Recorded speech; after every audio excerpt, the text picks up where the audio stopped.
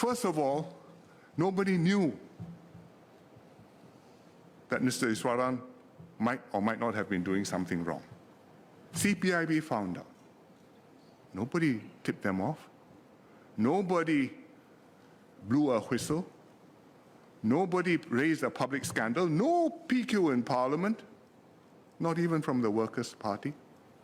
But CPIB found out, and they told me, and they decided to investigate the matter. And they proceeded. It reached a point where they needed to interview the minister.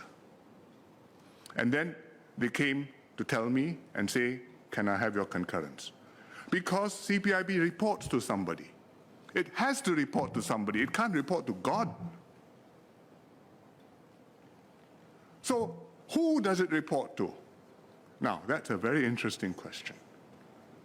Once upon a time, we had an SAF officer who went overseas on a course. He went to a Commonwealth country.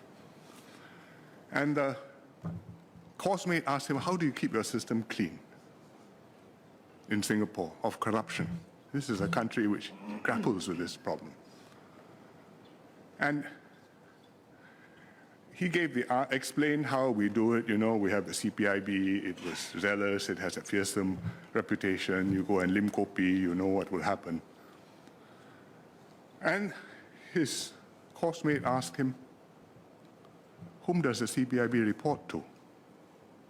So he thought this was an organizational question. So he said, well, you know, it's independent, it's got its own chain of command, it reports to the Prime Minister. And his colleague looked at him again and says, whom does the CPIB report to? Why did he ask that question?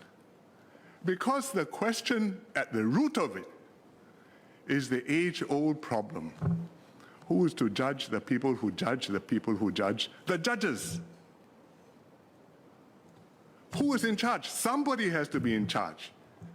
And in Singapore, the Prime Minister is in charge. And if he is corrupt, you are sunk. But beyond that, we decided to put in an extra safeguard. And that is, if the Prime Minister directs the CPIB, you don't do that. CPIB can go to the President and say, Prime Minister has refused me consent, do you concur?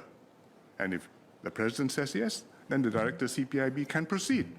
If the President agrees with the Prime Minister that the Director CPIB does not have a case or has gone rogue or is doing something ill-founded and says no, well, that's how two keys work.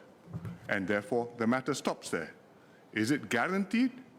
No, because the Prime Minister may be corrupt, the President may be mistaken, but it's as best it is possible to contrive a system with human beings which will work, provided you put honest people in charge. That's how the system is supposed to work in Singapore.